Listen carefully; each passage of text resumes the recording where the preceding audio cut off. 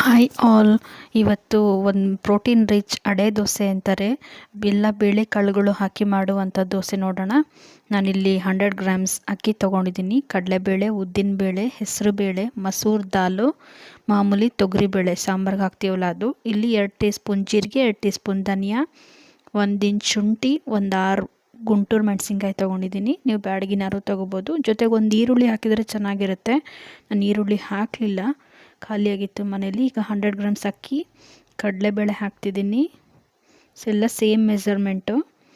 ಉದ್ದಿನಬೇಳೆ 100 ಗ್ರಾಮ್, ಹೆಸರುಬೇಳೆ 100 ಗ್ರಾಮು,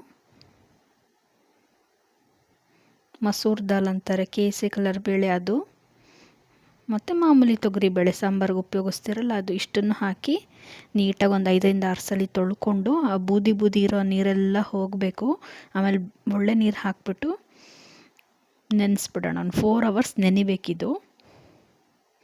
ನೋಡಿ ನೆನೆಸಿದ್ದೀನಿ. ಹಾಗೆ ಒಂದು ಇಡೀ ಕಡಲೆಕಾಯಿ ಬೀಜನೂ ಹಾಕ್ತಾಯಿದ್ದೀನಿ, ಮರ್ತುಬಿಟ್ಟಿದ್ದೆ ಆವಾಗಲೇ. ಇವಾಗ ಹಾಕಿದ್ರೂ ಆಗುತ್ತೆ, ತೊಳೆದ್ಮೇಲೆ ಹಾಕ್ತಾಯಿದ್ದೀನಿ ನಾನು. ಇದು 4 ಅವರ್ಸ್ ನೆನಿಲಿ. ನೋಡಿ ಇವಾಗ ನೆಂದಿದೆ ಇದು. ಬೇಳೆ ಎಲ್ಲ ಅಗಲ ಆಗಿದ್ದ ಅರಳಿದೆ. ಈಗ ಮಿಕ್ಸಿ ಮಾಡ್ಕೊಂಬರೋಣ. ನೋಡಿ ಬೆಂದಿದೆ ನೀಟಾಗಿ. ನೀಟಾಗಿ ಬೆಂದಿರೋ ಬೇಳೆಗಳಿಗೆ ಒಣಮೆಣ್ಸಿನ್ಕಾಯಿ, ಕೊತ್ತಂಬರಿ ಬೀಜ, ಜೀರಿಗೆ, ಹೆಚ್ಚಿಟ್ಕೊಂಡಿದ್ದು ಶುಂಠಿ ಹಾಕ್ತಾಯಿದ್ದೀನಿ. ಒಂದು ದಪ್ಪ ಈರುಳ್ಳಿ ಹಾಕ್ಕೊಂಡ್ರೆ ರುಚಿ ತುಂಬ ಚೆನ್ನಾಗಿರುತ್ತೆ. ನಾನು ಈರುಳ್ಳಿ ಹಾಕಿಲ್ಲ ಇವತ್ತು, ಹಾಗೆ ಮಾಡಿ ತೋರಿಸ್ತಿದ್ದೀನಿ. ಸೊ ನೀರು ಹಾಕ್ಕೊಂಡು ನುಣ್ಣಗೆ ರುಬ್ಕೊಂಬರೋಣ, ನೈಸ್ ಪೇಸ್ಟ್ ಆಗಲಿ ಇದು. ನೋಡಿ ಆಗಿದೆ.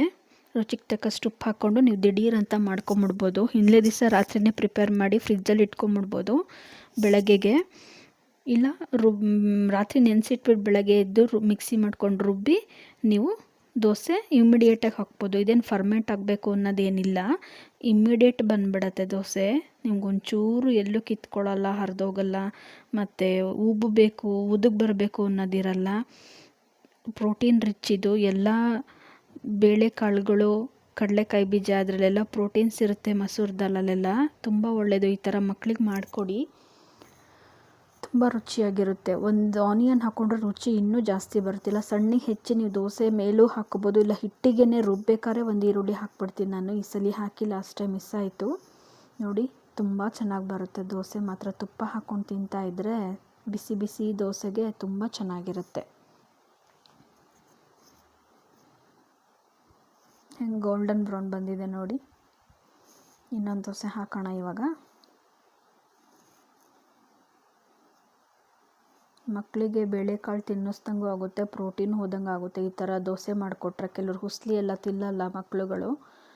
ಸೊ ನೀವು ಈ ಥರ ಕಾಳುಗಳನ್ನೇ ಹಾಕಿ, ಇಲ್ಲ ಬೇಳೆಗಳ ಜೊತೆ ಕಾಳನ್ನೂ ಮಿಕ್ಸ್ ಮಾಡಿ ಈ ರೀತಿ ಪ್ರೋಟೀನ್ ರಿಚ್ ದೋಸೆ ಮಾಡ್ಕೋಬೋದು. ಅಡೆ ದೋಸೆ ಅಂತ ಕರೀತಾರೆ ಇದಕ್ಕೆ.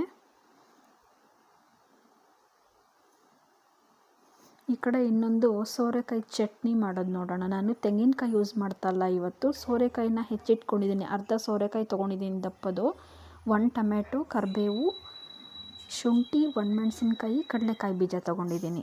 ಇಷ್ಟನ್ನು ಈಗ ಫ್ರೈಂಗ್ ಪ್ಯಾನಿಗೆ ಹಾಕಿ ಫ್ರೈ ಮಾಡೋಣ. ನಾನು ತೆಂಗಿನಕಾಯಿ ಉಪಯೋಗಿಸಲ್ಲ ಇದಕ್ಕೆ, ತುಂಬ ಚೆನ್ನಾಗಿರುತ್ತೆ. ಇದಕ್ಕೆ ಹುಣಸೆ ಹಣ್ಣು ಹಾಕೋದು ಬೇಡ. ಕೆಲವರು ಹುಣಸೆ ಹಣ್ಣು ಹಾಕ್ತಿರಲ್ಲ ಚಟ್ನಿಗೆ, ಹಾಕೋದು ಬೇಡ ಟೊಮೆಟೊ ಇರೋದ್ರಿಂದ. ನೋಡಿ ಸಾಸಿವೆ, ಒಂದು ಅರ್ಧ ಸ್ಪೂನ್ ಸಾಸಿವೆ, ಇಂಗು,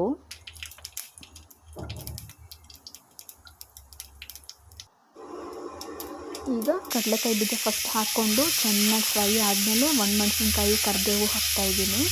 ಜೊತೆಗೆ ಟೊಮೆಟೊನೂ ಹಾಕಿ ಈ ಟೈಮಲ್ಲಿ ಉಪ್ಪು ಎಷ್ಟು ಬೇಕು ರುಚಿಗೆ ತಕ್ಕಷ್ಟು ಉಪ್ಪು ಹಾಕ್ಕೊಂಡು, ಟೊಮೆಟೊ ಫುಲ್ ಮೆತ್ತಗಾದ್ಮೇಲೆ ನಾನು ಸೋರೆಕಾಯಿ ಹಾಕ್ತಾಯಿದ್ದೀನಿ. ಸೋರೆಕಾಯಿ ಒಂದು 2 ನಿಮಿಷ ಮುಚ್ಚಿಟ್ಬಿಟ್ರೆ ನೀಟಾಗಿ ಬೇಯುತ್ತೆ. ಹೀಗೆ ಉಪ್ಪು ಹಾಕಿರ್ತೀವಲ್ಲ, ಬೇಗ ಬೆಂದ್ಬಿಡುತ್ತೆ ನೋಡಿ. ಉಪ್ಪು ಹಾಕ್ತಿದ್ದೀನಿ ಇವಾಗ. ಸೋರೆಕಾಯಿ ಅದು ಟೊಮೆಟೊದೆಲ್ಲ ನೀರು ಬಿಟ್ಕೊಂಡು ಚೆನ್ನಾಗಿ ಬೆಂದಿದೆ ನೋಡಿ, ಬಣ್ಣ ಚೇಂಜ್ ಆಗಿದೆ ಸೋರೆಕಾಯ್ದು. ಈಗ ರುಬ್ಬಿ ಚಟ್ನಿ ರೆಡಿ ಇದೆ. ಅಡೆ ದೋಸೆಗೆ ಚಟ್ನಿ ತುಂಬ ಚೆನ್ನಾಗಿರುತ್ತೆ.